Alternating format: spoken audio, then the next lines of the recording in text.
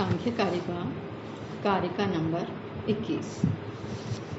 प्रकृति और पुरुष के संयोग का प्रयोजन बताते हुए ग्रंथकार कहते हैं कि प्रकृति और पुरुष का आखिर संयोग क्यों होता है, इसका प्रयोजन बताते हैं। क्योंकि प्रयोजन के बिना कोई भी कार्य नहीं होता, कोई भी किसी भी क्रिया में प्रवृत्त नहीं होता, तो आखिर प्रकृति और पुरुष का संयोग किस प्रयोजन से होता है।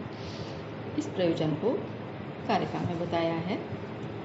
पुरुषस्य दर्शनार्थम कैवल्यार्थम यथा प्रधानस्य पंगुअन्धवत् उभयोरपि संयोगस्तत्कृतः सर्वः। ये प्रश्न भी आ जाता है कई बार परीक्षा में कि पुरुष और प्रकृति के संयोग का प्रयोजन क्या है, तो उसमें भी यही कारिका लिखनी होती है और इस कारिका की व्याख्या भी आ जाती है, जिसमें आपको बताना है कि पुरुष और प्रकृति के संयोग का प्रयोजन प्रस्तुत कारिका में बताया गया है। पुरुषस्य दर्शनार्थम कैवल्यार्थम यथा प्रधानस्य पंगु अंधवत् उभयोरपि संयोगः तत्कृतः सर्वः। प्रधानस्य दर्शनार्थम तथा पुरुषस्य कैवल्यार्थम पंगु अंधवत् उभयोः अपि संयोगः भवति, तत्कृतः सर्गः भवति। अर्थात प्रधानस्य प्रधान के दर्शनार्थम दर्शन या भोग के लिए, अर्थात पुरुष के द्वारा दर्शन या भोग के लिए, प्रधान के पुरुष के द्वारा दर्शन या भोग के लिए, और पुरुषस्य पुरुष के कैवल्यार्थम दुख त्रयाभाव रूप कैवल्य या मोक्ष के लिए, पंगु अंधवत् लंगड़े और अंधे के समान, उभयोः दोनों का, प्रकृति और पुरुष का संयोग संपर्क या मिलन,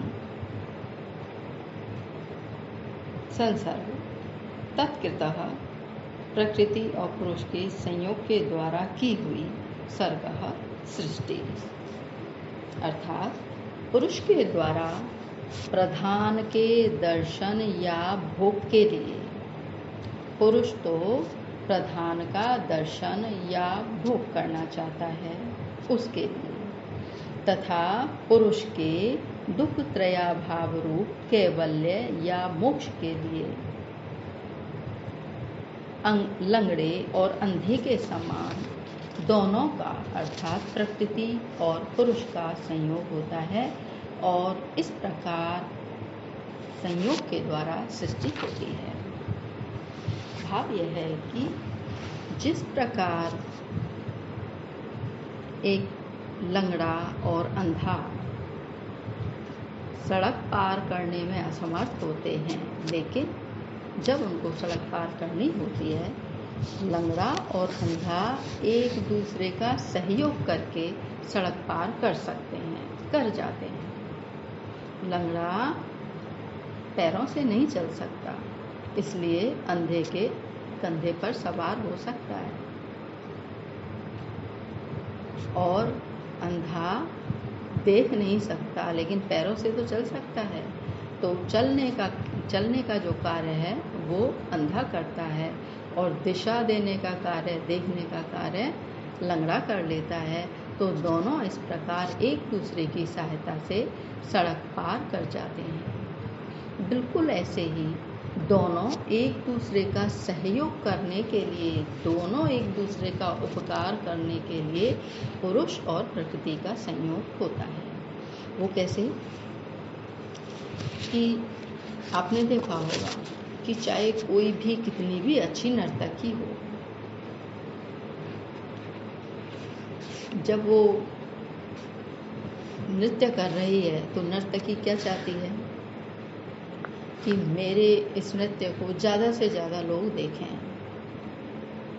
ज़्यादा जब दृष्टा होते हैं, दर्शक होते हैं, तभी वो नर्तकी प्रसन्न होती है। यानी कि ये प्रकृति अपने स्वरूप को दिखाना चाहती है, तो उसके स्वरूप का दर्शन पुरुष करता है, उसको देखने के लिए, यानी उसका उपकार करने के लिए पुरुष उसके स्वरूप का दर्शन करता है। और प्रकृति कैसे उपकार करती है पुरुष को कैवल्य प्राप्त कराने के लिए। जब कोई एक ही नर्तकी बार बार नृत्य करती है, बार बार वही नृत्य करती है और एक व्यक्ति उसको बार बार देखता है, तो आखिर वो कितना भी अच्छा नृत्य बार बार उस नर्तकी का देखे तो उससे वो अंततः तृप्त हो जाता है और तृप्ति के बाद विरक्ति हो जाया करती है। वह उसे फिर उसके नृत्य के दर्शन की इच्छा नहीं रहती, अपेक्षा नहीं रहती, तो मोह भंग हो जाता है उसका। तो उसके मोह को भंग करने के लिए, अर्थात कैवल्य की ओर प्रवृत्ति के लिए कि ये सब बेकार है, प्रकृति है, उसके दर्शन कर लिए पुरुष ने, उसके पश्चात उसका विराग आरंभ हो जाता है।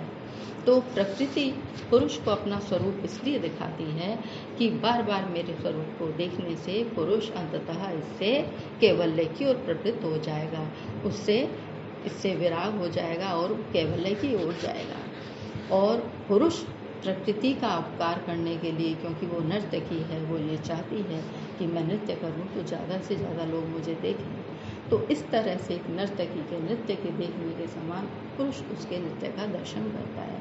तो पुरुष प्रकृति के दर्शन से प्रकृति का उपकार करता है और प्रकृति अपने दर्शन करा के, अपने नृत्य करके और पुरुष को दिखाकर उसके कैवल्य की ओर उसे प्रवृत्त करती है। तो इस तरह दोनों एक दूसरे का उपकार करने के लिए पुरुषस्य दर्शनार्थम, पुरुष के द्वारा प्रधान के दर्शन या भोग के लिए तथा पुरुष के दुख त्रयाभाव रूप कैवल्य या मोक्ष के लिए, प्रकृति पुरुष को मोक्ष प्राप्त कराने के लिए और पुरुष उसके प्रकृति के दर्शन करने के लिए, इस तरह दोनों का उपकार करने के लिए दोनों एक दूसरे से संयुक्त होते हैं, संयोग करते हैं। जैसा कि लंगड़ा और अंधा दोनों मिलकर एक दूसरे का उपकार करते हैं और सड़क पार कर सकते हैं, ऐसे ही दोनों एक दूसरे का उपकार करने के लिए वो उसके दर्शन करता है और वो उसके विराग के लिए अपने दर्शन कराती है। तो इस तरह दोनों के इस एक दूसरे को उपकृत करने के लिए की अवस्था में ही उनका संयोग होता है और सृष्टि हो जाती है, ततः सर्ग, उससे सृष्टि उत्पन्न होती है। अर्थात दोनों के मिलने का प्रयोजन क्या है? दोनों का उपकार, एक दूसरे का उपकार करना ही दोनों के मिलने का प्रयोजन है। यद्यपि पुरुष और प्रकृति अनादिकाल से परस्पर संयुक्त हैं, किंतु यतः सृष्टि के बिना इस अनादि संयोग से इन दोनों का कोई अपेक्षित कार्य संपन्न नहीं हो पाता। अतः ये दोनों सृष्टि के द्वारा अपने अपेक्षित कार्यों को संपन्न करने के लिए पुनः ऐसे रूप में संयुक्त होते हैं कि इस संयोग से सृष्टि हो जाती है, जिसके फलस्वरूप दोनों के अपेक्षित कार्य संपन्न हो जाते हैं।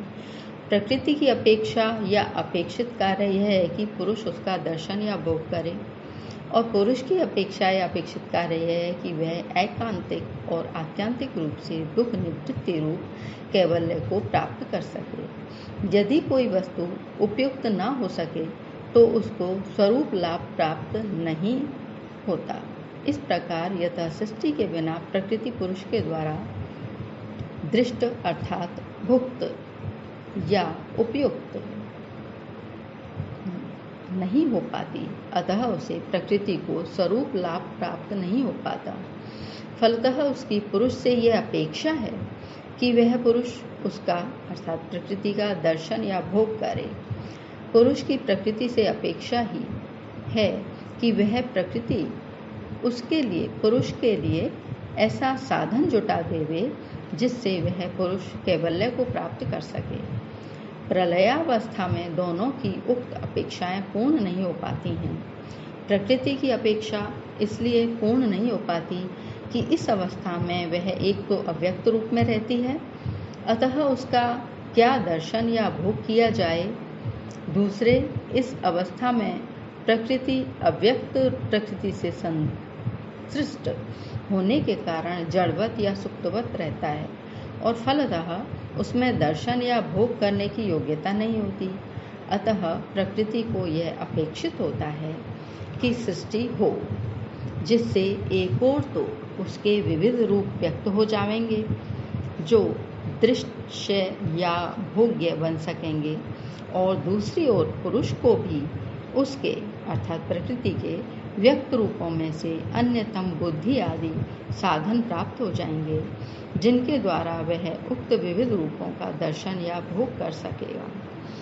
प्रलयावस्था में प्रकृति की उक्त कैवल्य प्राप्ति रूप अपेक्षा इसलिए पूर्ण नहीं हो पाती कि कैवल्य प्रकृति पुरुष विवेक से ही प्राप्त हो सकता है, और यह विवेक अव्यक्त प्रकृति के संसर्ग के कारण जड़वत या सुप्तवत बने हुए पुरुष को हो नहीं सकता, अपितु अव्यक्त प्रकृति के व्यक्त रूप बुद्धि के सहकार या सहयोग से ही हो सकता है, और यह बुद्धि रूप व्यक्त सृष्टि होने पर ही प्राप्त हो सकता है। इस प्रकार अपनी अपनी अपेक्षा की पूर्ति के लिए प्रकृति और पुरुष इन दोनों का सृष्टि रूप समान लक्ष्य हो जाता है, जो कि दोनों के सृष्टि उद्देश्य संयोग से ही संपन्न हो सकता है। अतः दोनों सृष्टि रूप समान लक्ष्य की प्राप्ति के उद्देश्य से उसी प्रकार परस्पर संयुक्त हो जाते हैं, जिस प्रकार देशांतर गमन रूप समान लक्ष्य की प्राप्ति के उद्देश्य से ऐसे दो व्यक्ति जिनमें एक पंगु है और दूसरा अंधा है, इस रूप में परस्पर संयुक्त हो जाते हैं कि पंगु अंधे पर सवार होकर निर्देशन करता है और अंधा गमन करता है। प्रकृति और पुरुष में प्रकृति जड़ और सक्रिय होने के कारण गमनकर्ता अंधे के समान है, और पुरुष चेतन और निष्क्रिय होने के कारण निर्देशक पंगु के समान है। प्रकृति और पुरुष के इस संयोग से फिर सृष्टि होने लगती है। यद्यपि पुरुष को कोई अपेक्षा नहीं हो सकती और प्रकृति संसर्ग के कारण जड़वत बने हुए पुरुष को भी कोई अपेक्षा नहीं हो सकती, किंतु यतः सृष्टि होने से प्रकृति की इस रूप में उपयोगिता हो जाती है कि पुरुष के द्वारा उसका दर्शन या भोग होने लगता है, तथा पुरुष का यह प्रयोजन सिद्ध होता है कि उसे केवलोपयोगी विवेक ज्ञान का बुद्धि रूप साधन प्राप्त हो जाता है। अतः स्वाभाविक रूप से सृष्टि उपयोगी संयोग होने पर भी यह कह दिया जाता है कि मानो एक दूसरे की अपेक्षा की पूर्ति के लिए प्रकृति और पुरुष सृष्टि करने के लिए परस्पर संयुक्त हुए हैं। साथ ही इस कारिका से यह तथ्य ज्ञात हो जाता है कि प्रकृति और पुरुष में से कोई अकेला सृष्टि नहीं करता, अपितु दोनों के सृष्टि उपयोगी संयोग से सृष्टि होती है।